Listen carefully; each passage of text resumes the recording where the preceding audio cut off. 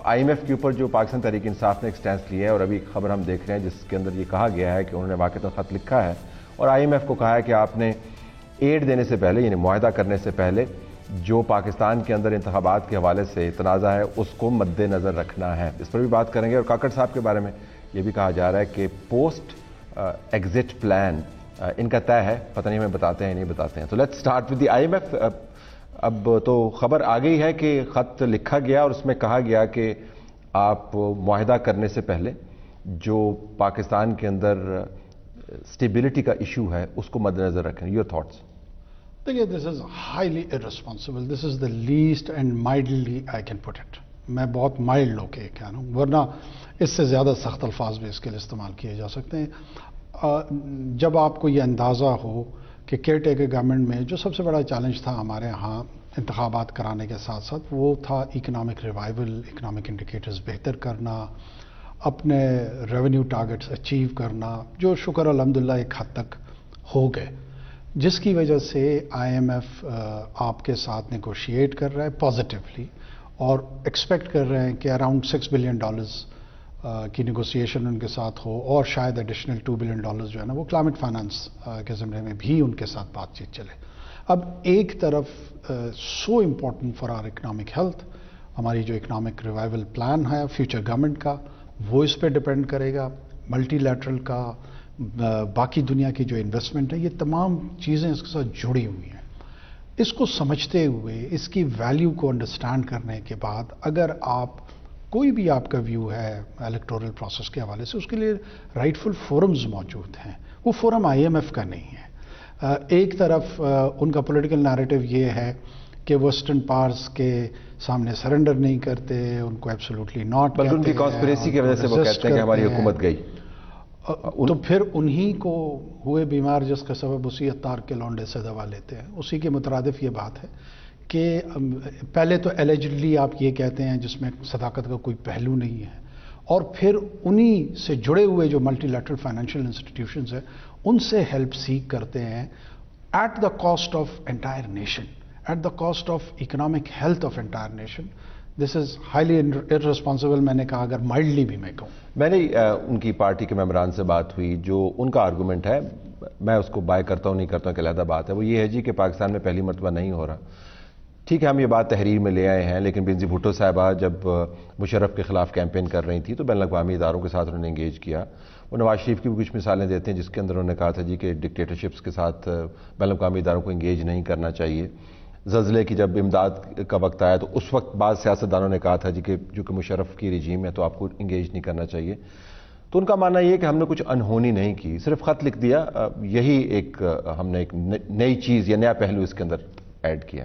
دیکھیں, اسٹیٹ نام ہوتا ہے کنٹینیوٹی کا, اور ریاست جو ہے نا وہ کنٹینیوٹی کی آئیڈینٹی کے ساتھ جو ہے نا اس کو باقی دنیا میں پرسیو کیا جاتا ہے. اگر پہلے کسی نے کوئی غلط کام کیا ہے یا انجسٹیفائڈ کام کیا ہے, اسی کو بنیاد بنا کر اس کو ریشنلائز کرنے کی جو یہ بھونڈی اٹیمپٹ ہے, میں سمجھتا ہوں کہ یہ اپروچ درست نہیں ہے. اس کا اثر پڑے گا بیکاز نوئنگ, جس طرح آپ نے کہا کہ نیگوشیشنز کہ جو ٹیبل ہے وہ سیٹ ہو چکا ہے, آپ نے انگیج کیا پچھلے ماہ میں جب آپ حکومت میں رہے, آپ کے خیال میں واقعتاً اس کا اثر ہوگا یا ٹینجیبل ٹرمز میں مجھے نہیں لگتا کہ اس کا کوئی اثر پڑے گا, بلکہ ایک پولیٹیکل کاسٹ اس کی ہے جو PTI I don't know why they are paying that cost without any sense of return.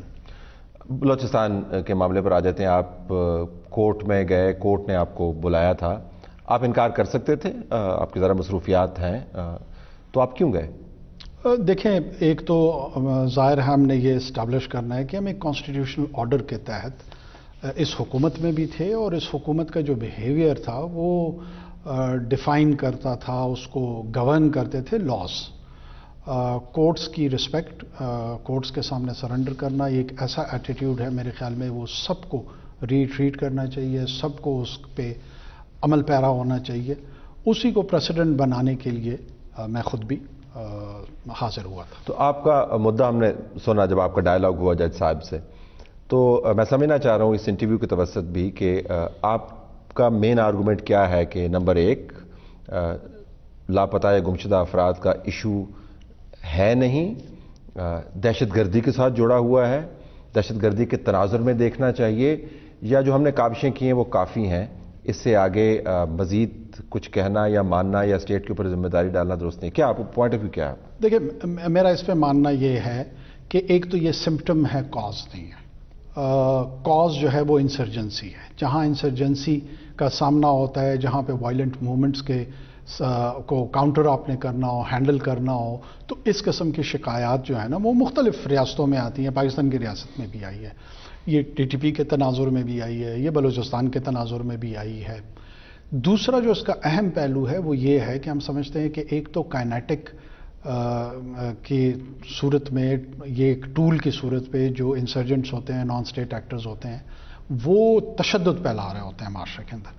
ساتھ میں انہوں نے کچھ سول رائٹس موومنٹس کے نام پہ ایسے پلیٹ فارمز جنریٹ کر دیتے ہیں جہاں پہ ہیومن رائٹس، سول لبرٹیز کی لینگویج کو استعمال کرتے ہوئے وہ اسٹیٹ کے ریزالو کو، اسٹیٹ کے امیج کو، ان دونوں کو اسالٹ کرتے ہیں تاکہ ان انسرجنٹس کو ٹیکٹیکلی بھی اور اسٹریٹجکلی بھی ایک ایڈوانٹیجس پوزیشن۔ ان کا لاہ عمل کا حصہ ہے، یہ دہشت گردی کے لاہ عمل کا حصہ ہے کہ آپ ان پلیٹ فارمز کے ذریعے اپنے لیے ایک جسٹیفیکیشن یا تحفظ کریٹ کریں۔ Is that your argument? My argument is کہ وہ ایک ایکو چیمبر اپنے لیے کریٹ کرنا چاہتے ہیں، اور وہ چاہتے ہیں کہ وہاں پہ جو ان کے کائنیٹک ٹولز جو لوگ اپلائی کر رہے ہیں وہ لڑائی وہ لڑتے رہیں، اور ساتھ میں جنرل پاپولس میں، اسٹیٹ انسٹیٹیوشنز میں، جوڈیشل انسٹیٹیوشنز میں ایک ریسیپٹیو اور سمپیتھیٹک پوزیشن ان انسرجنٹس کے لیے پیدا کی جائے۔ یہ اٹیمپٹ ہوتی ہے، اور اس کے لیے وہ سول لبرٹیز کی لینگویج استعمال کرتے ہیں، ہیومن رائٹس کی وائلیشن کی لینگویج استعمال کرتے ہیں۔ اس کو پورے کانٹیکسٹ میں سمجھنا ضروری ہے۔ مثال کے طور پہ وہ اس کی ایگزیجوریٹڈ فگرز دے دیتے ہیں، آپ کو کہتے ہیں جی 7,000 بندے لاپتہ ہیں، 8,000 بندے لاپتہ ہیں، مختلف فگرز دیتے ہیں۔ اگر یہ کہیں کہ 40 افراد لاپتہ ہیں یا 50 افراد لاپتہ ہیں، اس سے پیٹرن نہیں اسٹیبلش ہوتا۔ جب پیٹرن اسٹیبلش نہیں ہوتا تو اٹینشن نہ نیشنل انسٹیٹیوشنز کی سیکھ ہوتی ہے، نہ انٹرنیشنل آرگنائزیشن کی سیکھ ہوتی ہے۔ آپ کو وہ ایگزیجوریٹڈ فگر دینا اسی لیے پڑتا ہے کہ تمام لوگوں کی توجہ حاصل کریں۔ ایکوریٹ فگر کیا ہے ایز وی اسپیک؟ دیکھیں، ہمیں جو ایون انہوں نے ابھی بھی لسٹ پرووائڈ کی تھی، ایک 68 انڈیویجولز کی تھی، جس میں سے اراؤنڈ 64 ڈسکور ہو گئے، ٹریس ہو گئے، اور دوسری اس کے بعد 26 افراد کی جو آج ہم نے کورٹ میں بھی پیش کی ہے، ان میں سے 20 افراد ٹریس ہو گئے ہیں، اور 2 جو ہیں ان کے متعلق یہ اسیسمنٹ ہے انٹیلیجنس آؤٹ فٹس کی کہ انہوں نے داعش کی جو آرگنائزیشن ہے اس کو جوائن کر لیا ہے۔ درجن 1.5 درجن کے قریب جو ہیں بقایا ہیں، باقی جو ہیں وہ ٹریس ہو چکے ہیں، اور وہ تمام، اور اس کو کورٹ نے اپریشیٹ بھی کیا، جج صاحب نے خود اپریشیٹ کیا کہ اس گورنمنٹ نے کام کیا ان لاسٹ 4 months، یہ ٹریس ہوئے ہیں اور ان کی ریکوری ہوئی ہے۔ یہ تو بہت کم تعداد آپ بتا رہے ہیں، لیکن جو میڈیا کے اندر خبریں چلتی ہیں، جو آرگومنٹ ہم انٹرنیشنل میڈیا کے اندر دیکھتے ہیں، وہاں پر تو نمبرز اس سے کہیں زیادہ ہیں۔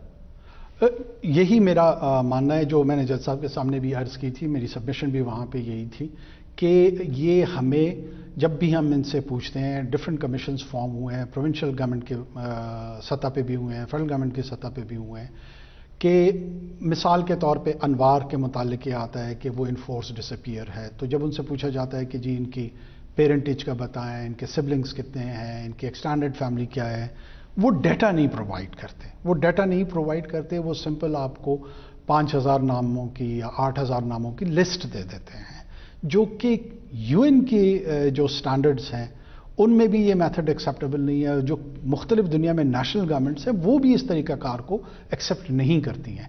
اگر آپ کی الزام لگاتے ہیں تو آپ کو اس کا ڈیٹا بھی پرووائڈ کرنا پڑتا ہے، جو بدقسمتی سے اس کیس میں ہمیں نہیں مل رہا ہوتا۔ اب یہ ایشو بہت عرصے سے لنگر کر رہا ہے، ظاہر آپ کو اس کو دیکھنے کا موقع بھی ملا ہوگا قریب سے، کنسیڈرنگ کہ اسلام آباد کے اندر اتنا لمبا دھرنا بھی ہوا، اس سے متعلق بھی خبریں بنی، پھر آپ نے کمیٹی فارم کی، جس کمیٹی نے جا کے ان کو انگیج کیا، پھر دھرنا وائنڈ اپ ہوا، تو ظاہر آپ کلوز کوارٹر سے دیکھ رہے ہیں، آپ کا خود تعلق بلوچستان سے ہے، اور آپ کی کوئی سیاسی ذمہ داری بھی دیٹ وے نہیں ہے کہ آپ کسی پولیٹیکل مجبوری کے تحت جو ہے وہ حقائق سے چہرہ جو ہے پرے کریں، تو یہ پھر حل کیوں نہیں ہو رہا آپ کے خیال میں؟ اس کی جڑ کیا ہے؟ صرف اس وجہ سے کہ میڈیا کے اندر ڈیبیٹ بہت زیادہ ہے، یا آپ کے خیال میں عین ممکن ہے ایجنسیز آپ کو یا آپ کے سامنے جو رپورٹس آ رہی ہیں اس کے اندر حقائق نہ بیان کریں؟ یہ بھی ممکن ہے؟ دیکھیں بدقسمتی سے آپ بلوچستان میں جو ہے نا ایک مختلف قسم کے دو مختلف تو نہیں، دو پورس بارڈرز ہیں. آپ کے لوگ یہاں سے بدقسمتی سے پاکستانی سٹیزنز یہاں سے لے کے سیریا تک مختلف نان اسٹیٹ ایکٹرز کے طور پر لڑتے ہوئے پائے گئے ہیں، مارے گئے ہیں. ان کا ڈیٹا آپ کے پاس نہیں ہے کہ یہ کون تھے. بہت سارے لوگ افغانستان کے کیمپوں میں رہے ہیں. ایران میں ابھی ہم نے جو اسٹرائک بیک کیا تھا، جو لوگ مارے گئے تھے وہ اسٹیبلش ہوا کہ دے ور پاکستانی نیشنلز. اب اگر کسی نے ان کا بھی نام دیا ہوا ہو کہ انفورسڈ ڈس اپیئر ہیں تو کس نے اس کو کنکلوڈ کرنا تھا؟ آپ کے پاس ان ٹرمز آف ڈیٹا اتنا وہ اویلیبل نہیں ہے کہ آپ ایک ایک کلیم کو جو ہے نا کاؤنٹر کر سکیں.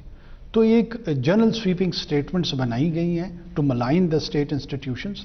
میرا نہیں خیال ہے کہ کوئی پیٹرن ایسا ہے یا کوئی پالیسی ایسی ہے کہ انفورس ڈس اپیئرنس کو ایز اے ٹول پالیسی کے طور پہ اپلائی کیا جا رہا ہے. آن اینڈ آف اگر کہیں پر کوئی ایسا واقعہ ہوتا ہے اس پہ بھی ہم نے یہی سبمیشن دی ہے کہ آپ اس اسپیسیفک آرگنائزیشن انڈیویجول جو اتھارٹی پوزیشن میں ہے ان کے خلاف انہی پروسیجرز کے تحت جن پروسیجرز کا آپ ہمیں حوالہ دے رہے ہوتے ہیں آپ ان کو انیشیٹ کریں. ہم اس میں سپورٹ کریں گے آپ کو. آپ بے فرض محال مجھ پہ الزام ہے کہ میں اس میں انوالو ہوں، طلعت صاحب انوالو ہیں، آپ ان کے خلاف ایف آئی آر درج کرنے کی درخواست دیں، ہم اس کو انیشیٹ کریں گے. لیکن صرف میڈیا پہ پبلک اوپینین میں ایک نیریٹو جنریٹ کر دینے سے تو مسئلے کا حل نہیں ہونا.